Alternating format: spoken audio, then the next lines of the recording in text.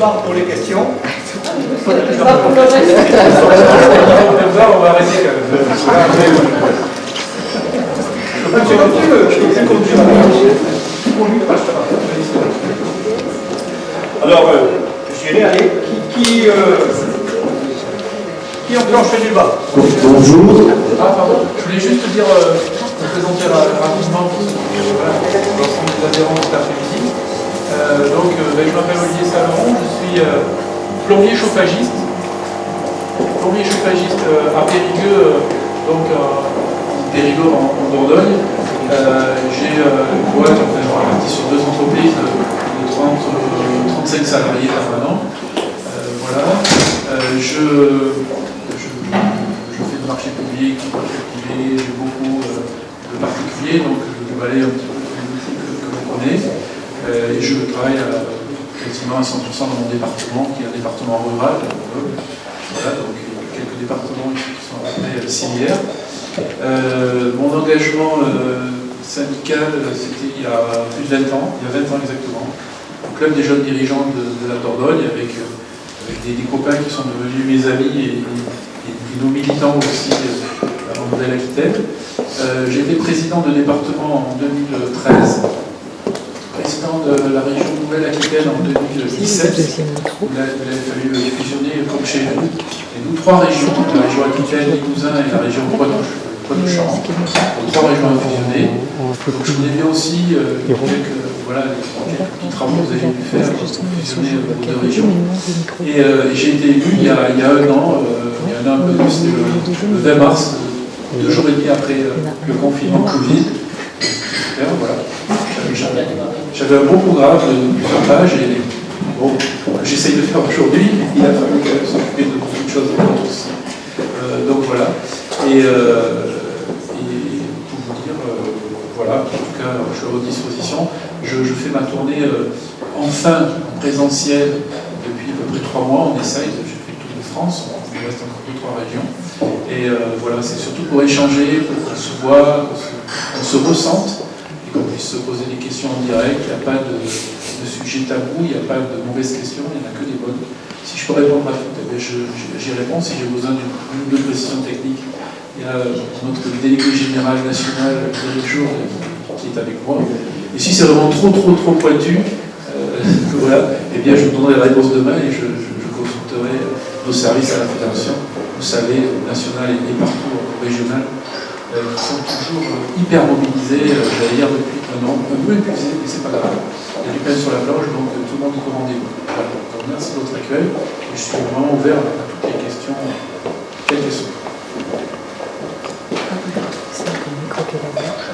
C'était celui qui était là, donc il manque un micro. Bonjour, Nicolas Rambaud, je suis gérant d'une entreprise de maçonnerie financement dans le journal. J'ai en effectif, on va dire, normalement 15 salariés, on va dire, sur chantier et 2 au bureau. Aujourd'hui, moi, ma grosse préoccupation, c'est pas forcément la hausse des matériaux, parce qu'en gros œuvre, aujourd'hui, on ne le ressent encore pas, ou pas beaucoup. C'est plutôt la main-d'œuvre, la pénurie de main-d'œuvre. Moi, j'en ai 4 sur 15 en accident ou en arrêt. C'est très compliqué, c'est introuvable. Aussi bien en boîte d'intérim, les gens sont sympas, ce que je dis. Au Pôle emploi, il n'y a pas de problème, on arrive à les avoir. Les gens du Pôle emploi, ils ont personne à nous proposer. On n'a personne proposé. Donc, moi, il y a encore 2-3 ans, je me disais qu'on pouvait doubler l'effectif, parce que c'est pas le boulot qui manque. Enfin, dans notre coin, et surtout en gros œuvre. Aujourd'hui, je réfléchis à baisser la voilure. Parce qu'avoir du matériel sur un parc et avoir personne à mettre aux manettes ou à côté, je vois pas trop comment je vais m'en sortir. Et aujourd'hui, ça fait 22 ans que je fais mon compte et j'ai 41 ans. Et je me dis qu'aujourd'hui, j'aurais dû mettre à mon compte, on va dire, 20 ans plus tard. J'aurais dû démarrer maintenant. Pour arriver en retraite, là je me dirais, c'est bien, je suis fatigué, je suis en retraite. Maintenant, je suis fatigué, je suis en retraite, j'en ai marre, j'ai 41 ans. Ça me gonfle un peu. Et aucune solution nous est donnée. Et personne n'en parle. Donc après, si on veut faire du social, il va falloir des gens qui travaillent, une machine privée, dont je fais partie. Aujourd'hui, la machine privée, elle ne va plus pouvoir tourner, ni faire l'URSSAF, ni faire la TVA, donc plus de social. Donc après, ma question, c'est pas trop ce phénomène-là, mais après, qu'est-ce que vous pouvez, vous, au niveau national, faire, et à mon avis, alerter nos élus, parce que s'ils ont un salaire aujourd'hui, c'est grâce aux machines privées, hein, je dis bien privées, et mathématiquement, je pense qu'ils ne doivent pas se rendre compte. Aujourd'hui, on parle d'une réforme de retraite. Moi, je n'ai pas l'âge de la retraite, mais je me dis que bosser jusqu'à 64 ans, ça sera pas pour moi. Et la réforme du Pôle emploi, vu que les élections c'est dans un an, ben on n'en parle plus et ils veulent la dégrader. Et je pense qu'avant de réformer une retraite de gens qui travaillent, on ferait mieux de réformer un Pôle emploi sur des gens qui ne travaillent pas. Merci. Merci. J'ai la deuxième question. Est-ce que je pourrais aller au Caraïbes avec vous? Ça, là, c'est amical.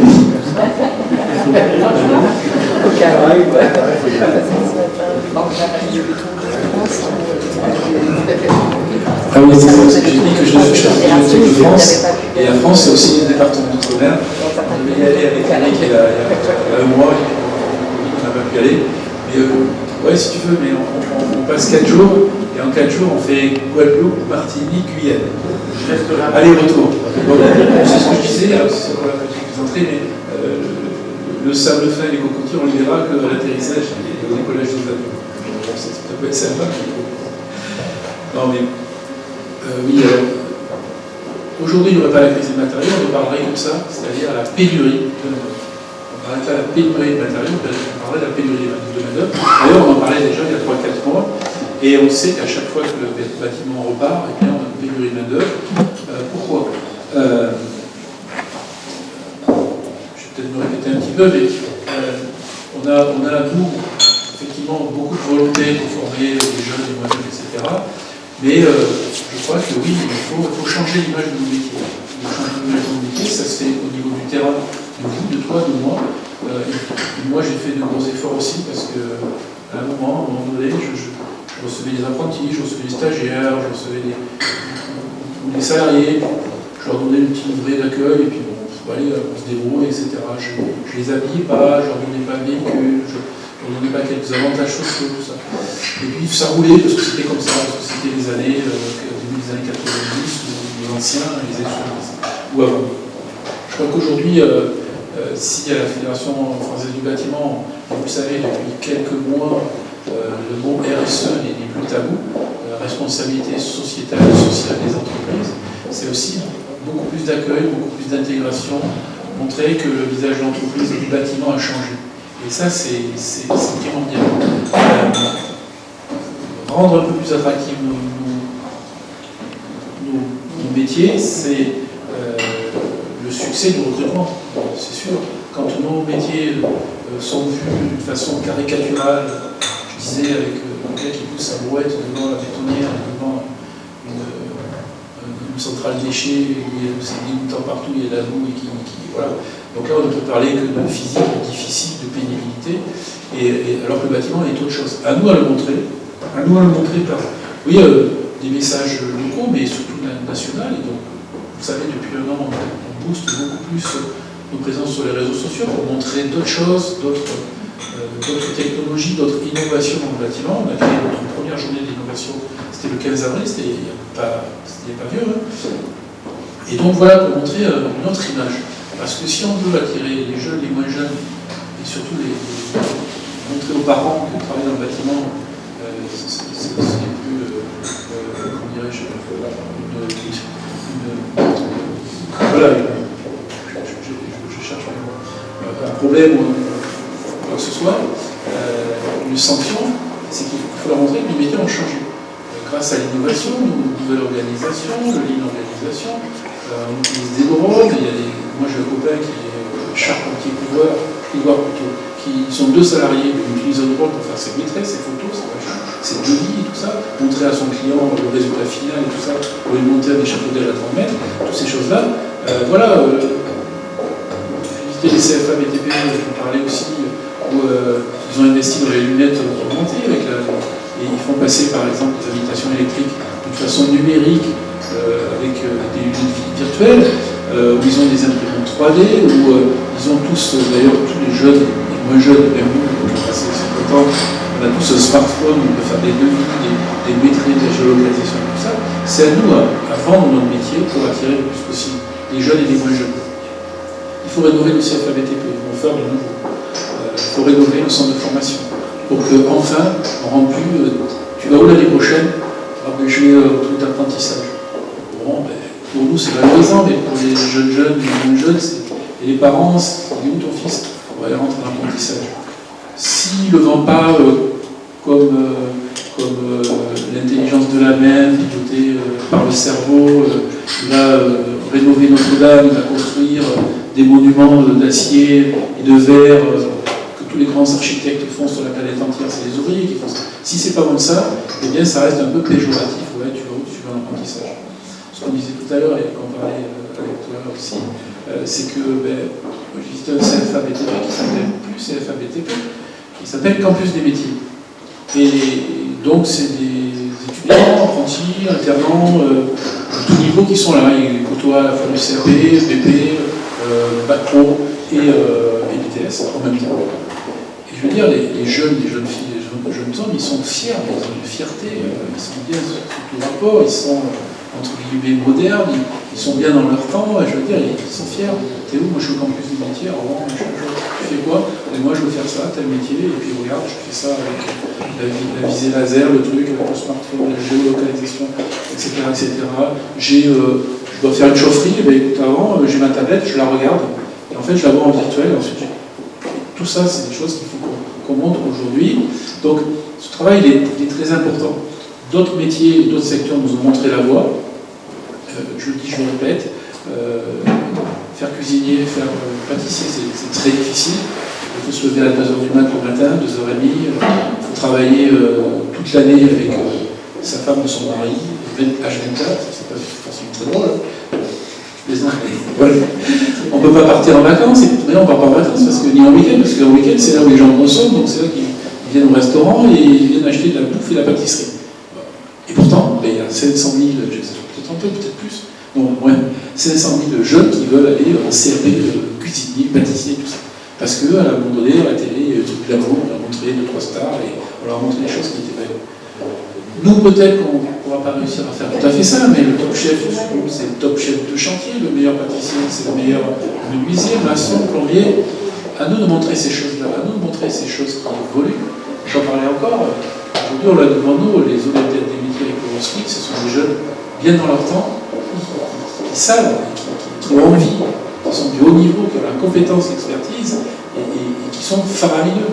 Il faut aller voir, je sais pas, les finales régionales ou nationales des World Skills, les Jeux Olympiques des World Skills ont relié à Lyon en 2024. À nous, en France, allez, il faut le dire, glamourisons un peu nos métiers.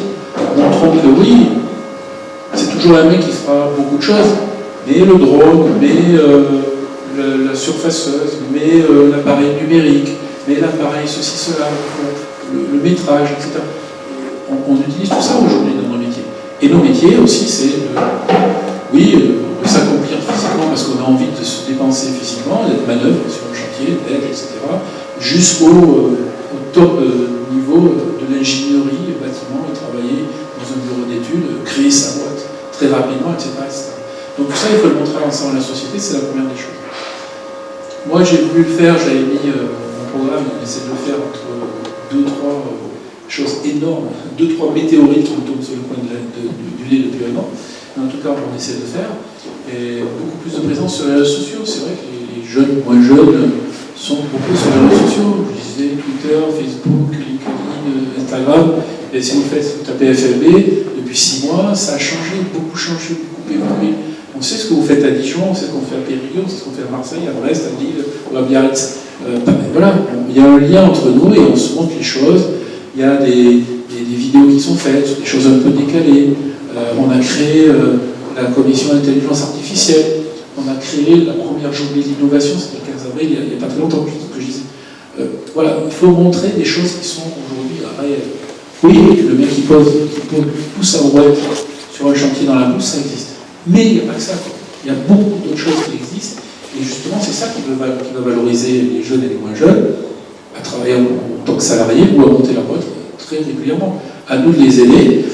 Et ce phénomène, quand je dis moins jeunes, c'est que je sais de quoi je parle, c'est que ces jeunes qui auront moins jeunes, 30, 35, 40 ans et qui s'ennuient devant leur écran, qui ne savent pas quoi faire toute la journée, ils ont un master 2, 3, 4, 5, 6, je ne sais rien, qui un jour se disent, mais moi j'en ai marre, en plus, à cause ou grâce au Covid, ce monde d'après qu'on ne croyait pas il y a un an, aujourd'hui on commence à le croire parce que ça dure. Porter des masques sur la tronche, ça nous fait réfléchir. Beaucoup ne veulent plus rester en ville, dans leur HLM ou résidence, sans balcon, et se disent un jour ou un autre, je serai rebloqué. C'est pas ma vie ça. Je veux aller à Bonn, m'installer, parce qu'il y a la fibre optique. Et je peux peut-être aller à Paris ou ailleurs, dans une métropole, 2-3 fois par semaine, parce que je fais du télétravail, je suis bien alimenté en fibre optique, donc c'est pour ça qu'il faut structurer le pays aussi. Voilà, il y a toutes ces choses-là. Aujourd'hui, c'est plus anecdotique, c'est la réalité. Jamais autant de droits de mutation, c'est les départements qui nous le disent, donc jamais autant de ventes de produits anciens dans la France entière, depuis des décennies. C'est le record. Ça montre bien que ce que l'on pensait pouvait éventuellement arriver, eh bien, commence à arriver. Je veux dire, même s'il n'y a que 10% de la population salariée qui s'expatrie un petit peu à l'extérieur, malheureusement, c'est vrai, ce sera toujours les plus privilégiés, mais voilà, les modestes et les plus modestes, il faut vraiment leur offrir du confort, en logement locatif, social et tout ça. Il faut construire plus, d'où cette commission, vous savez, qui a été montée sur le logement neuf. Mais voilà, mais tout ça, tous ces gens, il faut les capter. Leur dire, le bâtiment a changé, les conditions ont changé. Voilà, aujourd'hui, ces gens qui vont venir migrer dans nos campagnes, il va falloir rénover leur appartement, leur maison, il va falloir construire, les étendre. Donc il y a des boulots pour tout le monde, surtout dans nos régions. Et il y a beaucoup de jeunes, moins jeunes, qui veulent rester ou revenir près de chez eux. Donc c'est aussi ça, il faut vraiment profiter de ça. Ce que je dis souvent, c'est qu'il y a quelques temps, j'avais 1 ou 2 stagiaires par an, et encore, qui avaient dépassé les 35 ans, qui venaient se former dans l'entreprise. Aujourd'hui, il y en a plus de 4, 5, 6 par an qui demandent un stage de 2 mois parce qu'ils sont à la FPA, etc. Et ces gens-là, on va les récupérer. En général, ils sont ultra motivés, ils apprennent beaucoup plus vite que nos jeunes. Et quelque part, et souvent, soit ils veulent monter dans la hiérarchie vite, soit ils veulent créer leur boîte. Et bien, tant mieux. Ces gens-là, ils resteront dans le bâtiment, un jour ils créeront leur boîte, un jour ils feront des apprentis, ils embaucheront des ouvriers, etc. Donc, c'est toute une communication qu'il faut faire, surfer un petit peu sur cette mode du concret. Oui, il y a la pâtisserie, le cuisinier. Aujourd'hui, il faut qu'il y ait le bâtiment, la rénovation énergétique. C'est plus technologique, c'est des matériaux mieux sourcés.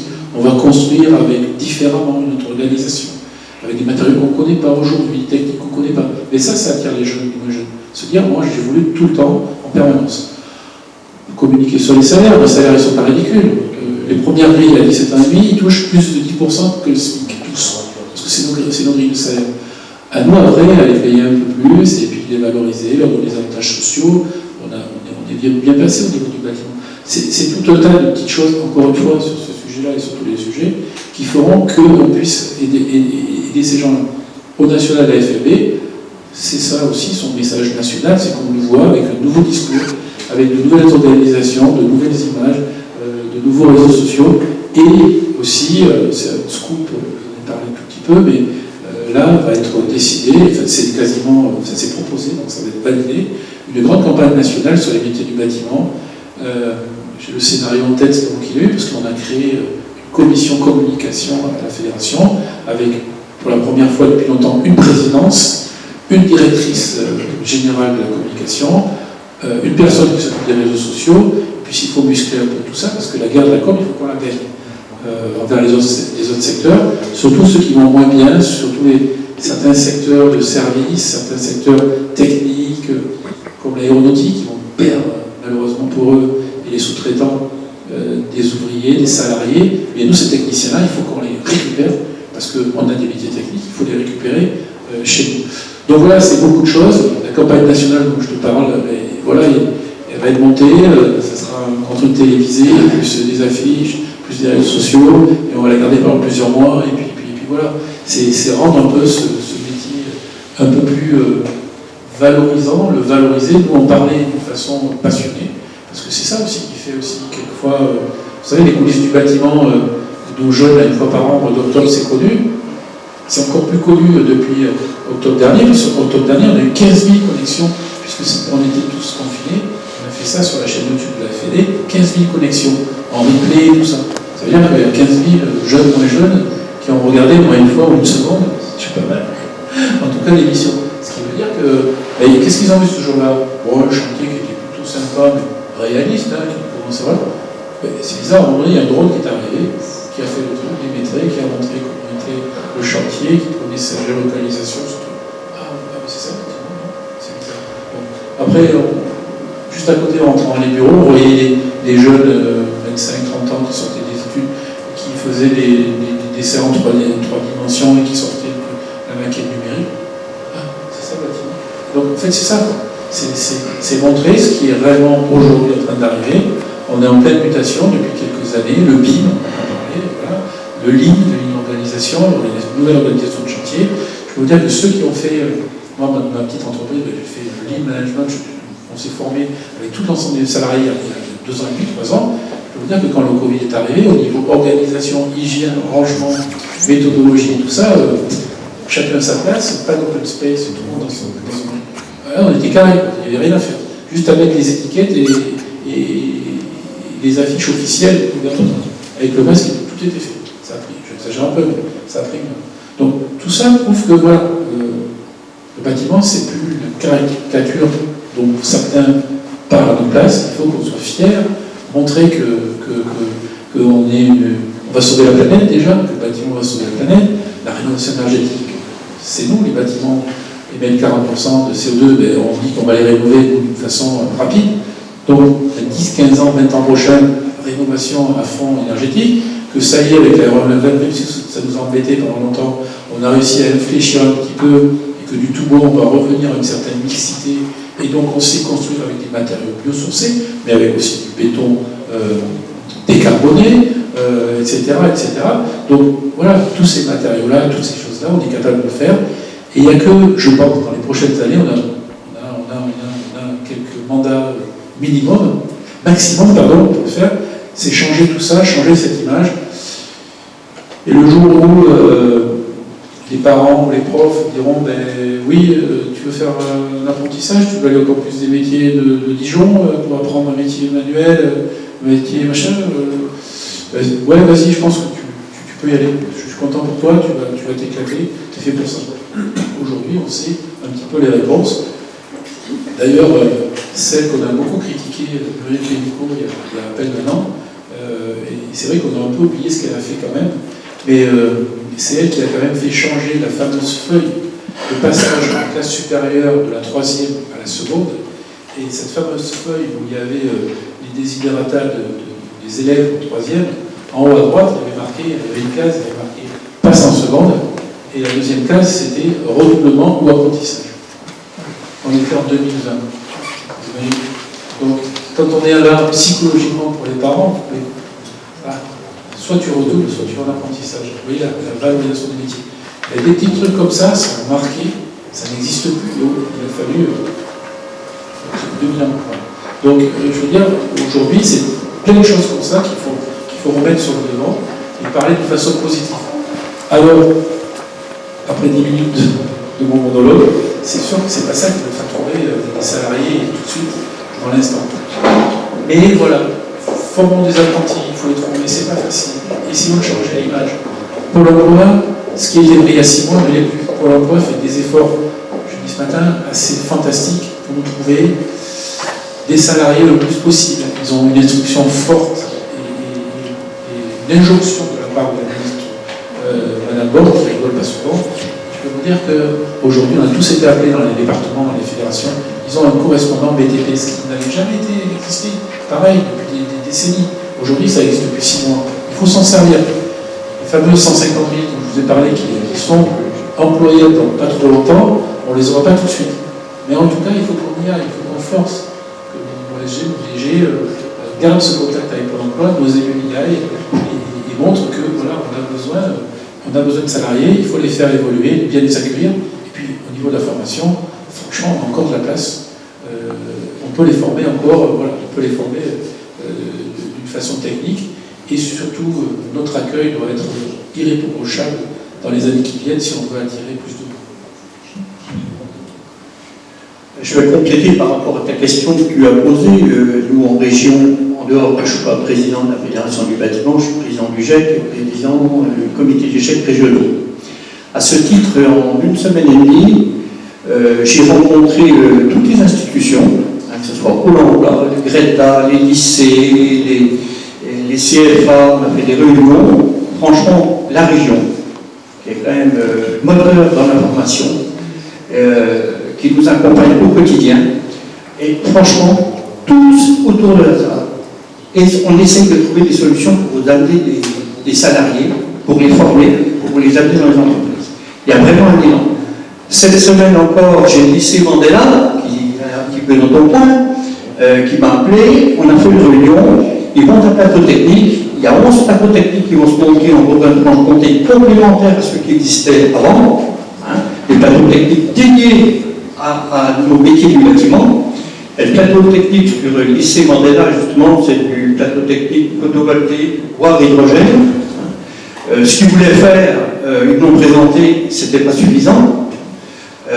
On va augmenter les compétences, il leur faut de l'argent. J'ai passé un coup de fil à la région, fait une réunion pour redonner des budgets supplémentaires pour adapter cette formation-là aux besoins de nos entreprises.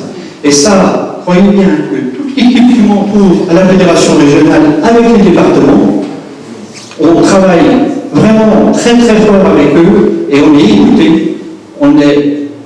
Il n'y a plus de blocage. Et s'il y a un blocage dans un département, avec Pôle emploi, avec qui que ce soit, faites-nous le savoir à la région, je vous garantis qu'on va débloquer tout le système. On l'a fait dans Lyon, on peut le faire n'importe où ailleurs aujourd'hui. Je rajouterais juste que depuis un an, et ça c'est quand même assez exceptionnel, et c'est pour ça qu'on est, je pense, évidemment le bâtiment, la FEDA en particulier, hyper valorisé auprès du gouvernement, c'est qu'on a réussi à embaucher 50 000 personnes de plus par rapport au premier jour du Covid. C'est-à-dire on n'a pas perdu et rattrapé. Ça veut dire que net en plus, on a 50 000 salariés de plus. Ce qui est vraiment remarquable. Et la ministre du Travail, pareil, si elle essaie de nous aider encore plus, c'est que moi je lui ai promis, on l'a promis, 150 000 salariés jusqu'en 2023. Mais en tout cas, ces 50 000 que l'on a réussi à faire pendant cette période Covid et difficile, ils sont bienvenus de quelque part. Il y en a qui sont partis à la retraite, il y en a qui sont partis sur d'autres secteurs, mais donc plus 50 000 en net, c'est beaucoup plus. Où les a-t-on trouvés? Oui, il y a des secteurs qui ont été sur le carreau, et donc on a retrouvé, certains avaient quelques formations dans le métier, et donc sont revenus. Et ça prouve que, oui, on a réussi à attirer quand même une grosse partie, 50 000 salariés, je ne sais plus de mémoire de l'FMB, mais ça doit faire depuis les années 2006-2007 qu'on n'avait pas retrouvé tout ça, quand on était vraiment hyper attendu aussi. Et on a retrouvé les fameux, dont Christian Baffy parlait dans les années 2000, le fameux 1 200 000 salariés. On l'a retrouvé après 5-6 ans, parce que je dis 8-9 ans de crise, 7-8 ans de crise. Enfin, on a retrouvé, même après la période Covid. Donc là-dessus, oui, on a réussi à trouver des salariés, donc ça prouve quand même que peut-être aussi l'image commence à changer. Et là, vraiment, il faut enfoncer le clou. C'est pas une image, c'est vraiment la vérité pour récupérer tout ça, pour récupérer tous ces gens-là, à condition, bien sûr, que l'économie, que la pénurie et que la hausse des matériaux nous lâche un petit peu les baskets d'ici quelques mois et le plus rapidement possible. Parce qu'aujourd'hui, vous le savez, c'est le principal écueil et notre grosse difficulté, le mur qui est devant nous. Après les années Covid, l'année Covid qu'on a tant bien que mal réussi à passer sans trop de casse, aujourd'hui, on a vraiment ce problème de hausse de matériaux et de pénurie, sur lesquels on ne peut pas agir, nous, vraiment à la source, mais en tout cas, ce que l'on fait au niveau politique, Et au niveau gouvernemental, c'est amortir le choc au maximum. Alors toi, tu parlais effectivement de maçonnerie, mais bon, pour les ferraillages, je pense que les ferraillages, ça a dû augmenter. On parle de l'acier à plus 50%, on y est, mais on a peut-être dépassé. Le PVC 30%, même la peinture 25%, et le bois, le menuisier bois, le charpentier bois, etc., c'est entre 2 et 3 fois le prix qu'on le payait au mois de décembre dernier. Donc, ce dérèglement mondial, les États-Unis, Chine, qui nous pillent un peu toutes ces matières premières, on espère que ça arrive à se réguler. Enfin, on nous avait promis en début d'année que ça serait promis, économiste virtuel, juin-juillet, finalement c'est pas le cas. Moi j'ai reçu hier une augmentation de plus 30% de tubes de ventilation applicable au 1er juillet. C'est-à-dire j'avais un jour pour voir tous mes devis. C'est grand n'importe quoi. On est tous vraiment touchés, avec des marges en moyenne à 2%. On sait où peut venir la catastrophe cette année. On ne pensait pas tomber dans une difficulté aussi grande que le Covid de l'année dernière. On a stoppé 95% de nos chantiers, mais si. Là, on discutait encore ce matin, mais hier et toute la semaine, on est en fait sur un fil, on est sur un fil, et on ne sait pas s'il va tomber et à quel moment on va tomber. Ce qu'on sait, c'est qu'on voit les augmentations de matériaux et matériels, et on voit d'ailleurs au niveau des index BT qu'on reçoit malheureusement 3 mois plus tard. Apparemment, c'est pas possible au niveau l'INSEE, etc., le temps qu'ils collectent toutes les données, etc. Mais aujourd'hui, on sait réellement, et ça, c'est pas nous qui nous disons, parce que quand on dit, ouais, ça dépend quel fournisseur, peut se rendre, mais apparemment, vous avez d'autres fournisseurs qui disent que plus 10 ou plus 15. Là, les fameux indices BT que vous connaissez tous dans vos métiers, le plus parlant fin mars, parce qu'on n'a que les fin mars, c'est celui, par exemple, de la charpente métallique, qui est à plus 14,6%. C'est-à-dire que les prix que vous avez donnés avant le 1er janvier ont augmenté au 1er avril de 15%. Donc avec la marge qu'on fait, on voit bien que c'est impossible à tenir. Sachant que avril, mai, juin sont pires. Donc en fait, l'augmentation des indices BT vont aller de façon exponentielle, et là-dessus, comment tenir? Donc le rôle du local, comme je le dis, régional et départemental, c'est d'agir sur les parlementaires, et tous les gens qui ont un peu de poids national, il y en a dans toutes les régions, par exemple sur Epsamet, avec sa commission sur le logement neuf, mais qui croise tous les politiques parce qu'il a été ministre, etc. Il faut se servir de tout ce lobbying-là pour que chaque fois qu'ils arrivent quelque part, ils disent « Waouh, dans le BTP, c'est le bazar. » Ils vont tous mourir. Et à force de dire ça, le gouvernement prend en compte, et nous, notre parole, notre proposition, arrive à faire bouche. Donc, je vous le disais, les propositions de la FFB aujourd'hui, d'ailleurs, on est vraiment, je vais dire, pratiquement les seuls à les porter d'une façon quasi agressive, mais bon, vous voyez ma tronche, de pitbull, mais en tout cas, je vais passer les messages comme il faut, et vraiment à piquer les gens, même deuxième, troisième rappel, même plus. C'est ça, c'est que sur les pénuries de matériaux, ce que l'on veut, c'est que les délais, pénalités pour les délais de chantier, donc le gel de pénalités de retard à la fois sur les marchés publics et privés. On a obtenu les marchés publics, il nous faut les privés aussi, comme l'année dernière en période Covid. Que, en cas de pénurie, et donc si vous avez des compagnons et salariés au chômage, le chômage partiel soit pris à 100%, c'est notre demande. S'il nous vise à 5%, je ne sais pas, on pourra négocier, mais à 100% par l'État. Aujourd'hui, 1er juillet, si on tombe en chômage partiel, on paiera 40%. Nos gars seraient sur le carreau, chez eux, chômage partiel, l'entreprise devrait payer 40%. Donc c'est impossible. Donc ça, c'est surtout pour les arrêts de chantier et les pénuries de matériel.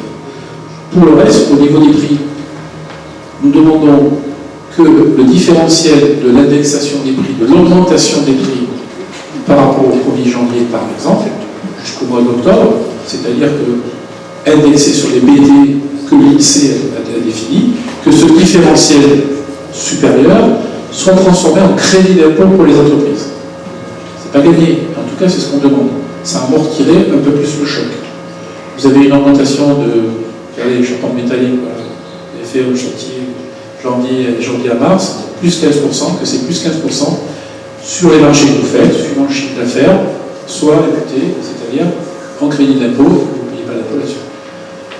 Ce que l'on demande aussi, c'est que si vous avez une année négative, c'est notre quatrième proposition, une année négative en 2021 ou 2022, vous puissiez imputer ce déficit sur non l'année précédente, parce que 2020 n'a pas été faramineuse, ce qui est possible aujourd'hui, mais sur les 3 années précédentes.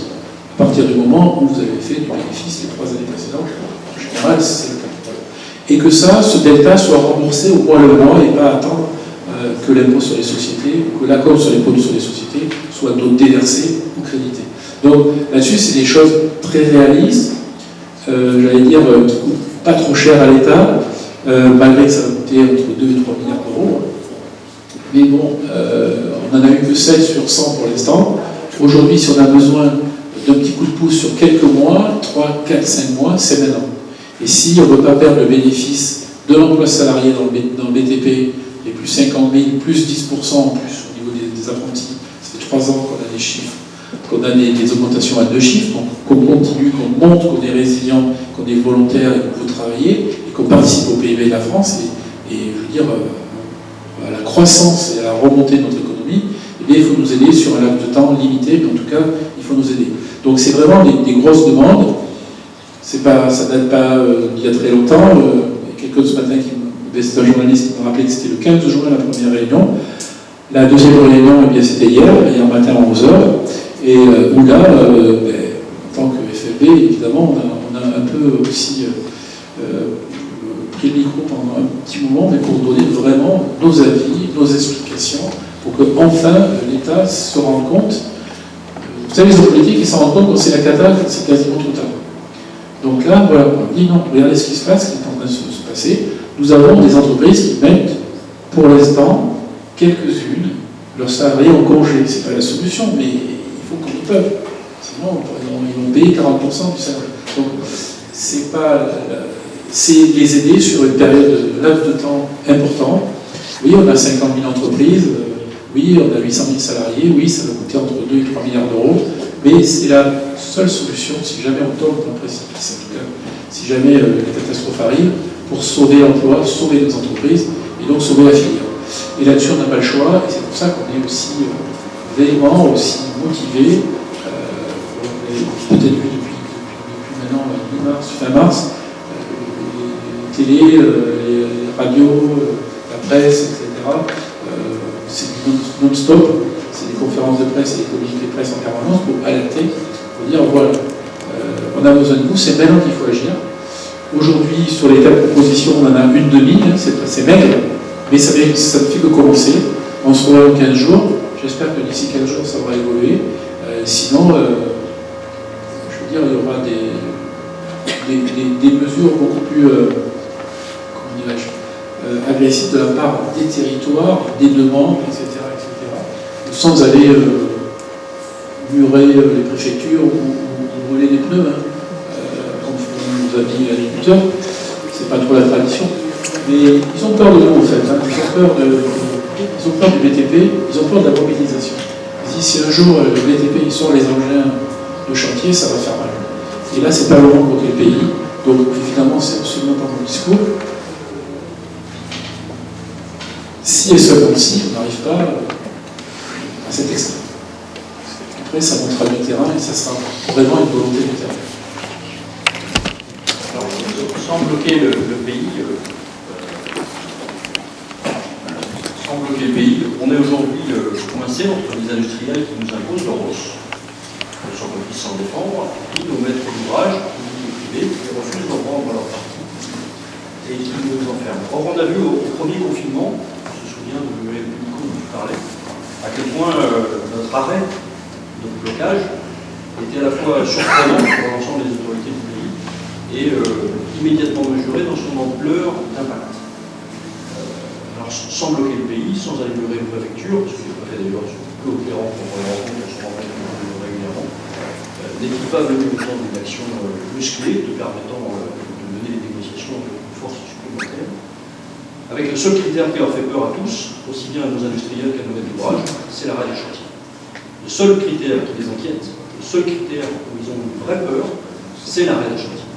Quand on s'arrête, là, on a une voie qui porte davantage. C'est très compliqué parce qu'on est un ensemble d'entreprises qui avons des intérêts individuels à défendre, des salaires à faire, tout ça est très compliqué. N'empêche que depuis, le porte de souffle, on voit s'avancer très vite. Des débats venus en soutien des actions qui sont menées par la Fédération, autant une action d'ensemble, un peu coordonnée, peut-être avec le TOP, comme on l'avait fait il y a quelques années, qui soit un peu visible, un peu forte et suffisamment inquiétant que les uns les autres, industriels comme maîtres d'ouvrage, souvent les plus, que ce soit la FPI ou les autres. Merci pour ta question en ligne, mais c'est vrai que bloquer ou arrêter les chantiers, c'est une demande collective qui est très dangereuse, très difficile, ouverte à pénalité individuelle sur chaque entreprise, etc. Voilà, bon, aller bloquer quelques trucs ou faire des actions peut-être communes sur quelques heures, pourquoi pas, des week-ends et tout ça. Oui, pourquoi pas, pour montrer vraiment l'urgence de la situation. Donc ça, c'est le terrain qui posera, je ne dirais jamais quelque chose qui va pouvoir mettre en danger certaines entreprises. Il va falloir faire attention. Ensuite, tu as évoqué, oui, le prix que font certains de nos fournisseurs, négociants et autres. Donc ça, c'est dans cette commission sur crise des matériaux du BTP et donc médiation, l'équipe de médiateurs a été rencontrée hier. Hein, ce matin, ils sont capables d'accueillir, enfin en tout cas de traiter 600 dossiers tous les 3-4 jours pour voir ce qui se passe. Oui, certains de nos fournisseurs ont eu des effets d'aubaine. Je disais, ils avaient le matériel sur le parking en décembre, et puis c'est vrai, le 1er janvier, la bourse augmentait de 28%, et ils ont pris 28%, comme ça, comme vous voulez. Et ça, c'est pas normal. Il faut que ça soit régulé, il faut voir les excès. Et ça, ce que je dirais à la fin, il faut vraiment le signaler. Ensuite, nos maîtres, nos clients, alors on va balayer l'affaire publique, les clients publics. Sur les marchés d'État, Bruno Le Maire l'a dit, l'a promis, et sur les marchés publics, collectivités locales, ils doivent l'appliquer, ils ont une recommandation. S'ils ne l'appliquent pas, ils seront en tout cas montrés du doigt, sanctionnés, j'en sais rien. En tout cas, il va s'en occuper directement, dossier par dossier. D'où l'intérêt urgentissime, absolument indispensable, que chaque fois, chaque adhérent de département, chaque fois qu'il constate une pratique non vertueuse d'un fournisseur, qui, je disais encore ce matin, qui vous promet du matériel, qui vous dira je vous donnerai le prix que vous serez livré, ça c'est illégal. Donc ça, il faut qu'on puisse le signaler, pas par vous-même, pas par votre entreprise, parce que vous allez vous fâcher avec votre client ou votre fournisseur, vous le faites remonter à notre fédération, comme vous savez, le signalement des chantiers sur les travailleurs illégaux ou le travail noir. Donc c'est la fédération, avec le logo fédération, qui dira, la fédération de Côte d'Or par exemple, qui dira, voilà, sur ce truc-là, on a un fournisseur qui apparemment a des pratiques bizarres. Et je peux vous dire que cette équipe de médiation, ils sont nombreux à Bercy, j'étais avec eux, ils vont s'occuper de leur cas, c'est-à-dire qu'ils vont enquêter, ils vont regarder très vite, très très vite, parce que Bruno Le Maire et le président de la République des résultats très forts. Là-dessus, ils vont y aller franco. Aussi bien que sur les marchés publics et les collectivités qui vous diraient oh non, moi les pénalités, j'en ai rien ciré, c'est juste une recommandation de Le Maire, moi je suis pas là sur. Si, il faut tout signaler, parce que là aussi, c'est tellement important que ce sera rectifié.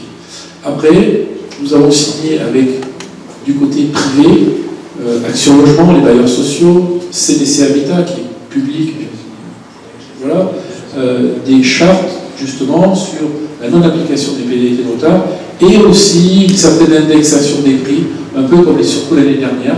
Certains bailleurs sociaux ont été plutôt vertueux, tant mieux. Et cela, il faut, voilà. Et il faut que ça s'étende partout, il faut que ça s'étende avec nos amis des promoteurs immobiliers, c'est difficile. Je dis nos amis parce qu'on en a à l'intérieur, quelques-uns. Avec notre pôle habitat à nous, ceux qui font plutôt de la promotion sur les maisons individuelles, qui nous font travailler, voilà. Eux sont prêts aussi à abandonner les pénalités de retard. Sur les indexations de prix, ça sera plus difficile parce qu'ils ont promis des trucs à leurs clients. C'est pour ça que nous demandons que ce soit l'État, exceptionnellement, on n'est pas des demandeurs d'aide, jamais, mais que l'État, pour une fois, pallie ce problème. Donc, ces exagérations, il faut qu'elles soient dénoncées et ne peuvent être signalées, c'est mieux, signalées pour qu'elles puissent être résolues par ce médiateur de la République et toute son équipe, qui sont plusieurs dizaines, il faut qu'ils bossent, les fonctionnaires, donc il faut leur donner, les alimenter. Je pense que là-dessus, on va récupérer quelques pourcentages, mais ça ne sera pas assez, évidemment. Et puis ils vont dénoncer quelques pratiques exagérées, l'effet d'aubaine, et donc ça va se calmer un peu partout. D'ailleurs, non plus les augmentations de fous partout. Mais l'aide de l'État, pour moi, pour nous, est indispensable parce que personne ne voudra payer tout au long de la chaîne les 10, 15, 20, 30% sur nos indices BT qui sont prévus d'ici fin juin et qu'on ne connaîtra que fin septembre. Je me présente d'abord pour ceux qui sont allés cet après-midi, donc Stéphane Gazelle, président de la commission sociale régionale. On a travaillé quelques années ensemble à la commission sociale nationale, mais la question sera tout autre, t'inquiète pas, même si je sais que tu sauras répondre. Question très courte, est-ce que tu peux nous parler des positions attendues par la FFB au sein de la commission Rebsamen? Oui, alors, j'explique, ça fait un an, c'était le 30 juin l'année dernière, qu'on a fait notre proposition pour une relance réussie, une reprise et une relance réussie au gouvernement. Côté à la fois rénovation énergétique, et à la fois construction de logements neufs et construction neuve. On pourrait en parler des heures, rénovation énergétique, mais allez, les 5-8 propositions phares qu'on avait faites, il y en a 4-5 qui ont été prises directement. Ce qui est quand même assez remarquable. Bon, vous allez me dire, on est dans une période remarquable aussi, inédite ou extraordinairement difficile. Donc c'était plutôt, c'est facile. Mais quand on nous disait, ah non, mais tous les déciles et nos concitoyens qui ont une fiche de paye très haute sur un bascule de PrimeRénov', que les copropriétaires, non, c'est pas la peine, que les propriétaires bailleurs, c'est pas la peine non plus, que rénover les PME jusqu'à 250 salariés immédiatement, il n'y avait pas de crédit d'impôt, et que remonter, alors ça c'est autre chose, remonter les appels d'offres sans publicité de 40 000 à 70 000 et à 100 000 euros, c'est pas possible. Et finalement, en septembre, on a eu au moins ces 4 choses minimum, et j'en oublie sûrement certainement. Donc, ce qui prouve que, voilà, on avait demandé beaucoup de choses. Sur le neuf, on est entré un peu fanny, quoi. Début décembre, etc., il y a de questions, le Pinel, non, pas possible, le PTZ, pas possible. Si bien qu'à un moment donné, à force de faire des réunions, et Eric était avec moi, on a rencontré le Premier ministre courant octobre, Jean Castex, plutôt sympa, un soir, il devait être un peu claqué, nous aussi. Et à un moment donné, je rigole parce que c'est ce qui s'est passé, et je dis, mais fichez-nous la paix, monsieur le Premier ministre, mais fichez-nous la paix. Ça fait 6 mois qu'on se tape le Covid, là, un truc qu'on n'a jamais vu. On a arrêté le bâtiment à 95%, là on vient de le reprendre à 100%, et vous êtes en train de jouer aux apprentis sorciers, jouer à la techno, avec vos technos qui nous créent des choses, des machins, des bidules, mais laissez-nous travailler, laissez-nous faire au moins aujourd'hui. Nous on vous demande rien, ça ne va rien vous coûter. Prolongez le Pinel de 2-3 ans, ça va donner un peu plus de, peut-être de choses positives, de motivation aux investisseurs, et à nos primo-accédants qui ne savent plus trop comment ils vont y manger à la fin de l'année, prolongez-le nous de 2 ans. Et c'est le minimum, quoi. Ah, quand même, je se tourne vers Emmanuel Macron. Et il nous raccompagne jusqu'au perron avec Eric Salferet. Il me tenait la même. Oh, le président, ça va être dur pour vous, tout ça. Le mec, hyper cool, quoi. Je dis, putain, c'est tout qui s'est passé. Mais c'est vrai que c'était des semaines et des mois de pression et de demandes un peu partout. Mais ce gars-là, le soir, il s'est dit, bon, ça va nous coûter combien, madame la ministre? Je ne sais pas combien il l'a dit, pas grand-chose en tout cas pas de rentrée d'argent, mais s'ils font les travaux, ça va nous rapporter un peu de TVA.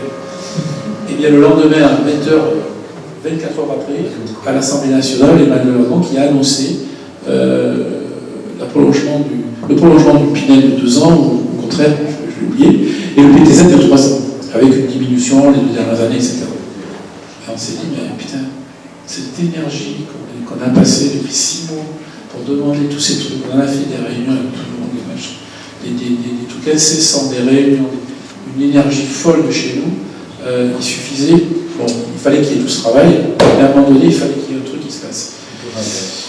Et bien on s'est dit, on va continuer, et sur le logement neuf, il faut comprendre, le président de la République, que le logement, c'est pas qu'un truc de rentier, que c'est pas qu'un truc d'ajustement budgétaire et que c'est vraiment de l'économie. D'ailleurs, ceux qui étaient au Congrès, ils ont vu, j'ai demandé directement à la ministre du Logement qu'enfin le ministère du Logement, qui devrait s'appeler le ministère de la Construction, soit installé à Bercy directement, au lieu d'être baladé au ministère de l'écologie, au ministère du milieu. Donc ça c'est important. Le bâtiment, la construction, le logement, c'est de l'économie. Et donc on a forcé, et on a continué, et on a recontinué. Mais on a passé du temps. Jusqu'à ce que, paf, le matin, Emmanuel Macron appelle Jean Castex et lui dise bon, écoute, il va tutoyer, écoute, on va être le pire gouvernement au niveau de la construction neuve de logements, on va peut-être passer en dessous des 300 000, ça s'est jamais vu depuis 37 ans, depuis 1984. Donc on va se faire laminer, parce que le logement, voilà, c'est le social, c'est le sociétal, après la bouffe, se loger, c'est le deuxième besoin primaire. Il a dû se dire un truc comme ça, j'en sais rien. Et là, du coup, ils ont pondu ça, et on a pris la veille, voilà, écoutez, on va monter une commission pour le logement, la construction de logements en France, logement neuf, pour lutter contre tous les freins qui se passent au niveau territorial, les permis de construire qui n'arrivent pas, les recours qui sont excessifs, etc., la non-artificialisation des sols, etc., le fonds friche, le bidule, le machin, etc. Et donc voilà, ce qui commence, c'est créer la commission Rebsamen. On ne savait pas à l'époque qui était le président, on l'a su une semaine après. Avec joie, plaisir, moi je ne le connais pas personnellement, mais François Rebsamen, maire de Dijon, a toujours aidé la Fédération française du bâtiment. C'est lui qui a été à l'origine de la création de la carte FFB, ça y est, lapsus, la carte BTP, qui a été promenée par la FFB, vous savez, la carte que tout le monde a au niveau de nos employés. D'ailleurs, je disais qu'il va être bientôt dématérialisé, enfin. Ce que je disais, ils la perdront jamais parce que ça sera sur leur téléphone. Quand ils perdent jamais leur téléphone, donc c'est sûr qu'ils l'auront toujours sur eux, ça c'est une certitude. Et ça c'est clair, au moins, ça c'est réglé. Et ça, il nous a aidé quand il y a eu les problèmes de pénibilité. Il a vraiment forcé, je crois qu'il n'était plus au gouvernement, mais c'est pas grave, il a du coffre, et il a une force de conviction. Voilà. Donc c'est lui qui va mener cette commission. Dans cette commission, il y a une trentaine de personnes, il y a une trentaine de parlementaires, avec beaucoup de femmes anciennes ministres du logement, donc ça va nous aider. Sylvia Pinel, Emmanuel Cos, qui est pas parlementaire d'ailleurs, c'est le message, Marie-Noël Lippmann, enfin, voilà, des nains qui ont vraiment du feu, donc ça va bien nous aider. À côté, il y a des maires et des élus locaux, de grandes villes, moins de grandes villes, mais aussi écologistes, pas écologistes et tout. Et à côté de ça, on a une dizaine de fédérations, on est tout seul, il n'y a pas la CAPEL, il n'y a pas les architectes qui sont verts de rage. Peut-être qu'ils vont se raccrocher à la caravane, mais c'est pas sûr. Donc ils étaient verts. Ils n'étaient même pas conviés à la négociation. Donc voilà. Mais bon, ça prouve aussi le boulot qu'a fait la FFB, quelque part. Donc ça revient dans ce sens-là. Et donc, ben, c'est simple. On a les mêmes propositions qu'il y a un an. On en avait 5 majeures, bon, on en a rajouté 5. Donc on en a 10. On a 10 propositions majeures pour relancer le logement neuf et durable en France. Dans les mois qui viennent, parce qu'il ne faut pas penser dans 10 ans, c'est maintenant qu'on a besoin de mesures qui sont une fois de plus jugées réalistes, pratiques, pragmatiques. Tout ce que fait la Fédé, c'est toujours pour que ce soit appliqué d'une façon très simple. Et je crois que pour l'instant, il y en a 4 qui ont fait l'unanimité complète. C'est déjà dans notre camp une force. Il y en a 6 qui sont en train d'être un petit peu retravaillés. Mais on a bon espoir que, j'allais dire, la FFB travaille en toute modestie à 60% de ce qui peut être produit dans cette commission. Donc tant mieux, c'est nos idées. Et évidemment, le petit coup de pouce dont on parle depuis ce matin, c'est d'abord évidemment l'aide du président Rebsamen sur cette commission, parce que ce qu'il va présenter fin septembre, ça sera capital pour ce secteur du logement neuf. Et le logement neuf, on en a besoin, parce que c'est sûr qu'en 2020, la rénovation et la rénovation énergétique a pris le pas sur le neuf dans le bâtiment. 58% du chiffre d'affaires national global, aujourd'hui, c'est la rénovation, énergétique ou pas. Et le neuf est descendu à 42%, ce qui est un chiffre historiquement bas. Donc, je crois que plus on fera de mixité dans nos entreprises, mieux ce sera. Les années où il y a du logement, on fait du logement. Les années où il y a du logement, on fait de la rénovation énergétique. Les années où il y a du particulier, on fait du particulier. Voilà. Je parle pour les entreprises qui sont de 2 à 50 salariés. Après, les entreprises qui sont spécialisées vraiment dans le bâtiment neuf, tout va évidemment pour elles. La bonne nouvelle, c'est que le bâtiment diffus, le logement individuel est en train de remonter la pente d'une façon assez conséquente depuis le début de l'année, c'est une bonne nouvelle. Mais on ne va pas trop le dire, hein.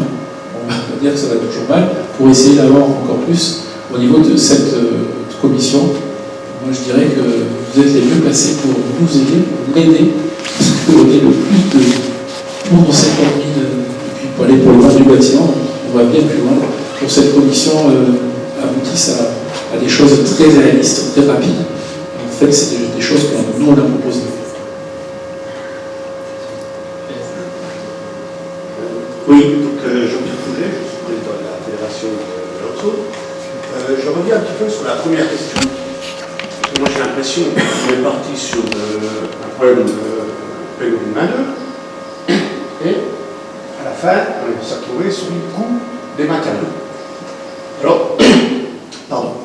Moi je pense que mon collègue maçon, lui, il n'en a rien à faire d'un gars qui sache conduire un drone. Actuellement, ce qu'il faut, c'est des maçons. Peut-être qu'il pousse la rouette, peut-être qu'il en prise de sa job. Moi, je suis dans le chauffage et la climatisation. Un vide sanitaire reste un vide sanitaire. Une dalle, on la coule quand il fait chaud, quand il fait froid. Donc là, c'est peut-être là-dessus, sur la pénibilité du travail qu'il faudrait agir. Couler une dalle, ça sera peut-être plus facile bientôt. Aller dans les vides sanitaires, je suis pas mes chevaliers, c'était dans les comptes, je sais ce que c'est. Oui, il faudra toujours, on n'aura pas un drone ou je sais pas, un robot pour y aller à notre place, peut-être dans 50 ans, c'est possible. Donc l'innovation, il fait ça aussi à ça, pour moins payer que certains métiers. On le voit bien, et d'ailleurs ça arrive pratiquement sur nos chantiers, tout ce qui est exosquelette. Avant c'était des trucs, on avait Robocop, aujourd'hui, il suffit d'enfiler un gant un peu près pour porter un truc, j'exagère, pour percer un trou de 3 mètres de large. Voilà. Et tout ça évolue.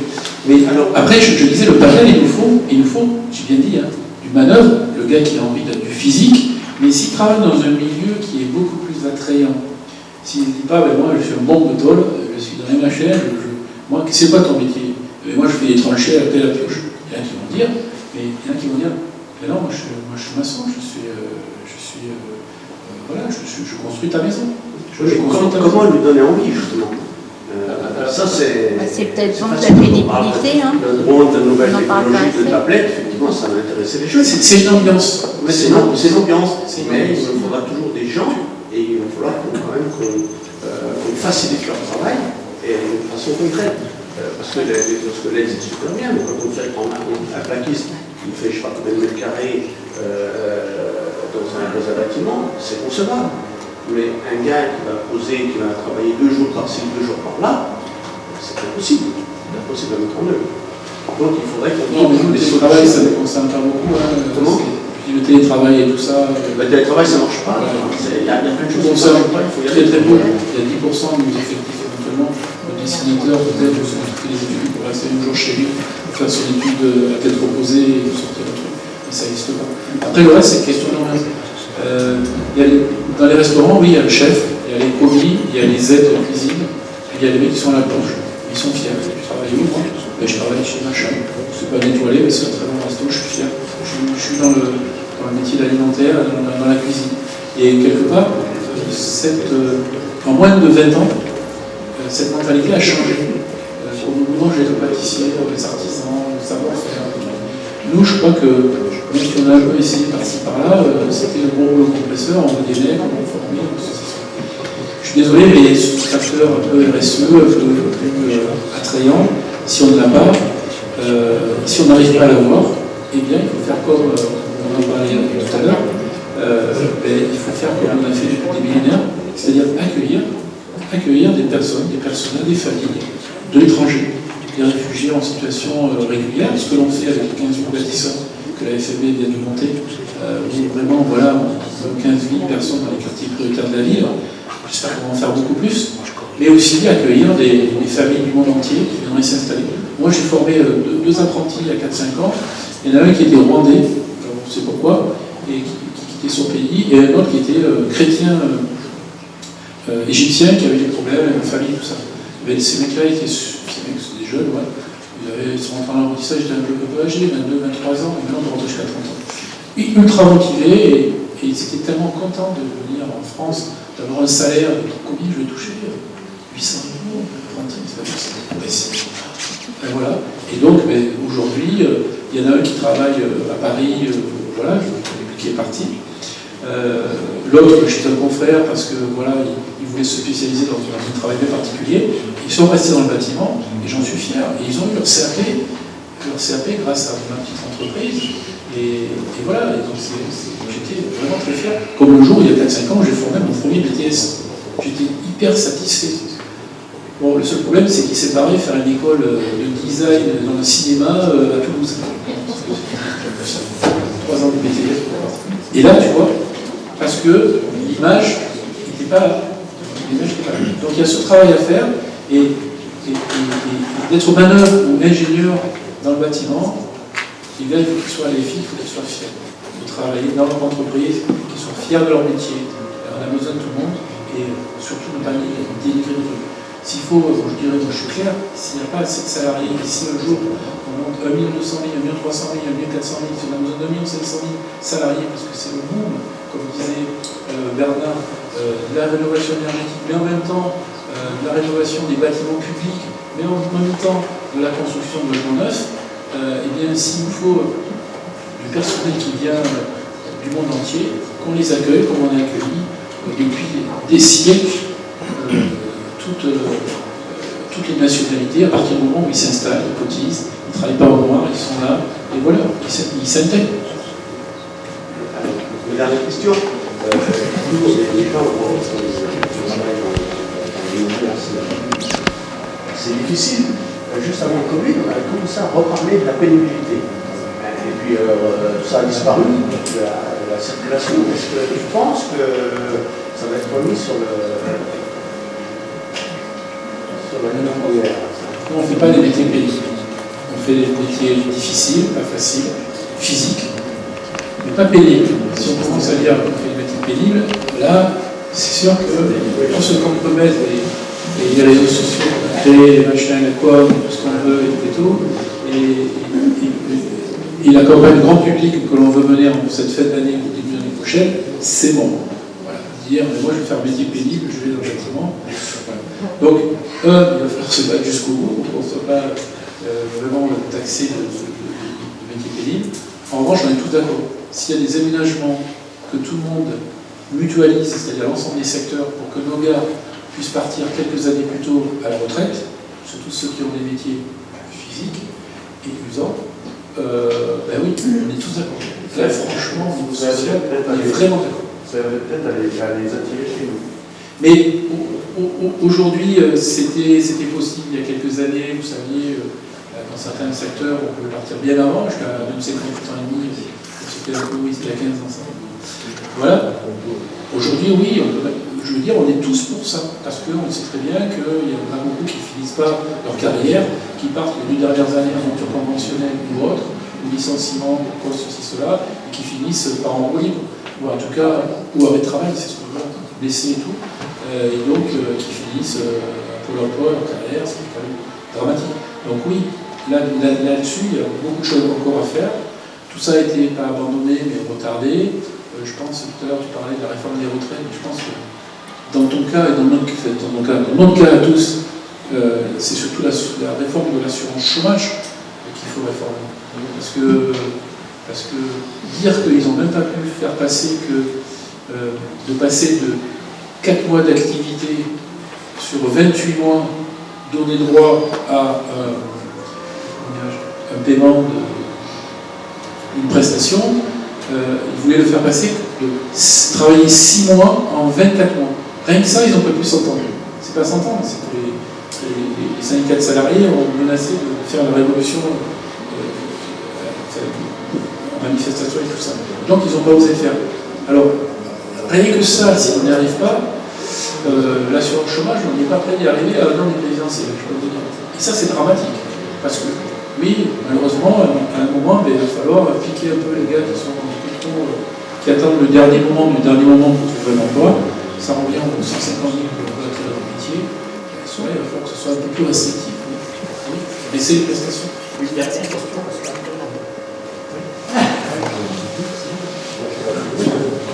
Oui, Olivier.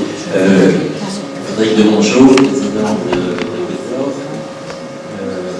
Nos entreprises payent 0,15% pour le dialogue social. De moins de 10. Je ne comprends pas, et j'ai du mal à admettre que notre argent serve la CAPEL et aux autres syndicats salariés et nationaux. Donc, je comprends que la fête nationale est un souhait de liberté, d'indépendance. Néanmoins, je pense que cet argent devrait être lié au combat pour notre fédération, un combat qui nous permettrait de nous battre sur les CMA, pour lesquels nous avons beaucoup de difficultés à mobiliser. Et si notre fédé doit être indépendante, il suffirait, à mon avis, de canaliser cet argent sur des actions qui nous permettent de combattre pour obtenir des adhérents et notre représentativité en même temps. Alors, si on donne le 0,15 aux autres, c'est parce qu'on est gentil. Non, je plaisante. On ne peut pas savoir plus, c'est faux. Quand j'étais à la commission d'affaires sociales, c'est une grosse discussion qu'on avait avec Jacques Chamy il y a 2 ans. Et il y a 2 ans. Que ce ne soit pas trop de l'extérieur, mais de l'intérieur, on voit beaucoup, au bureau et tout. On a décidé que, étant donné qu'on était majoritaire, déclaré majoritaire sur les moins de 10 salariés, nos artisans, donc, ça veut dire que, étant majoritaire dans les moins de 10, ce fameux 0,15 auquel on cotise, partait chez nos petits camarades d'à côté ou d'en face. Et c'était, à mon avis, inadmissible. Ça n'a pas été facile à passer en interne, mais vote après vote, je peux te l'annoncer, la FFB va revendiquer ce 0,15. Non seulement le revendiquer, mais depuis 2 mois, on est admis pour l'instant, c'est un peu juridique par nos copains d'à côté, pour venir en tant qu'observateur. Ça les gonfle un peu parce qu'il y a quand même 7 millions d'euros à se réaliser quasiment en 2, pour vous dire le truc. Et c'est vrai que la FFD ne veut pas l'argent public, etc. Mais ça, c'est pas l'argent public, c'est l'argent de nous, des entreprises de moins de 10 salariés qui pèsent 0,15 sur la masse salariale et qui entretiennent les salariés, la CGT, la CAPEL, et qui font des conneries et qui signent des conventions contraires à ce qu'on veut.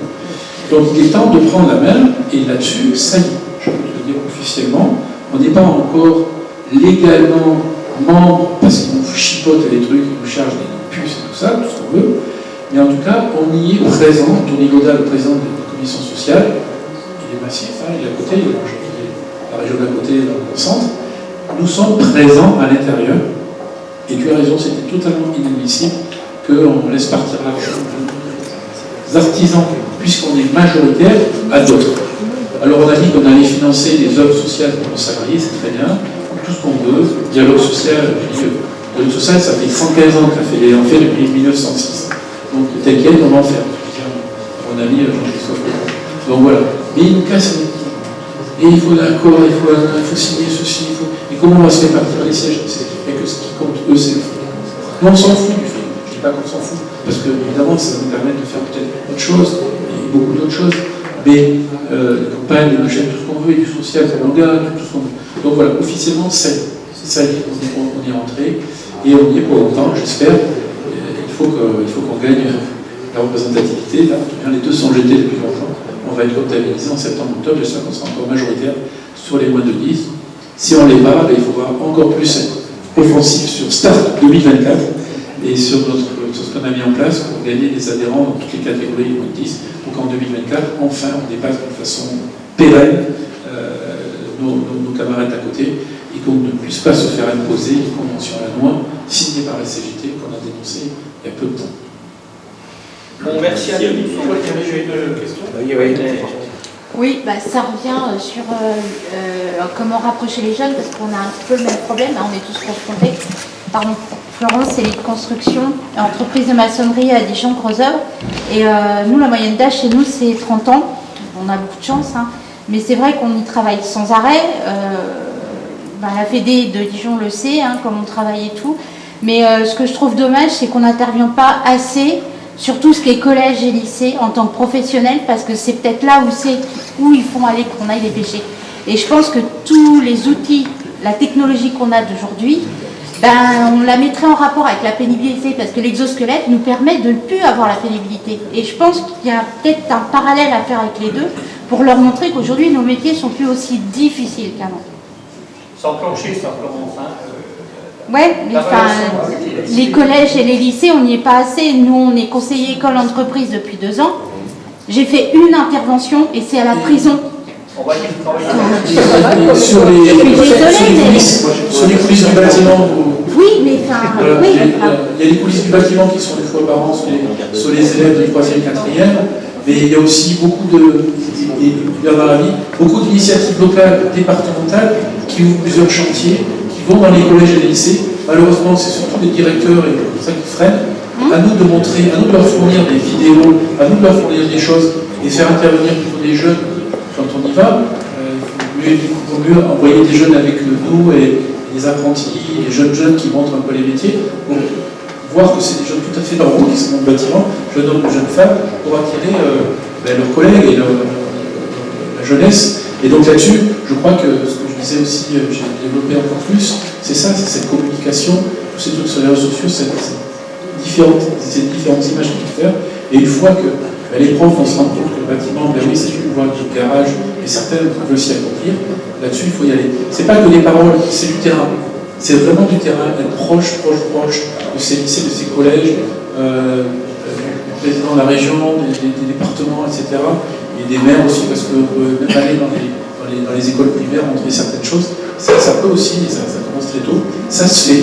Alors oui, quelquefois on n'ose pas, c'est plus facile d'aller faire des gâteaux dans une salle de classe que montrer au bâtiment, mais quand on s'y prend bien, quand on a un support, la visio, la vidéo, des choses un peu sympas, des choses un peu spectaculaires, c'est comme les coulisses du bâtiment, au lieu de faire visiter un chantier de 3 logements, voilà, il faut être un petit peu original, montrer que oui, c'est ça aussi notre quotidien, mais on est capable de faire aussi des immeubles architecturaux, de tours et d'acier, des musées fantastiques.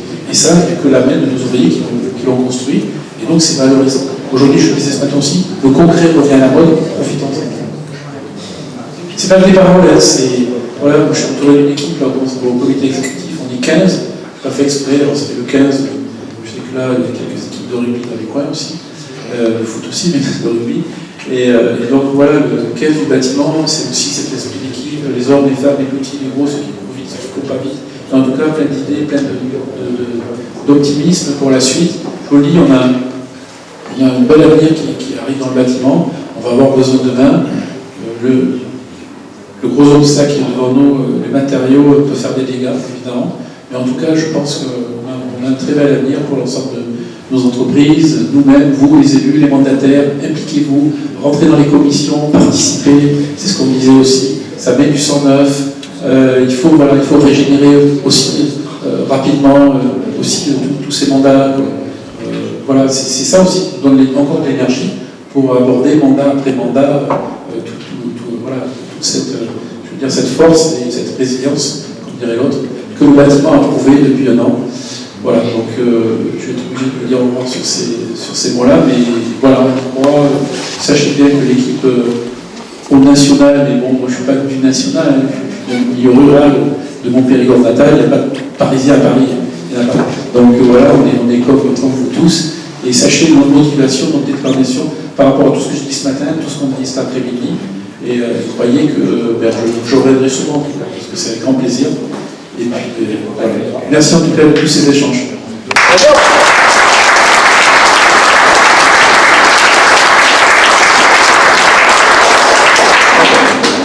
Je partage une carte de la région viticole. J'étais en adoration sur la carte. Je ne sais pas si c'est parti.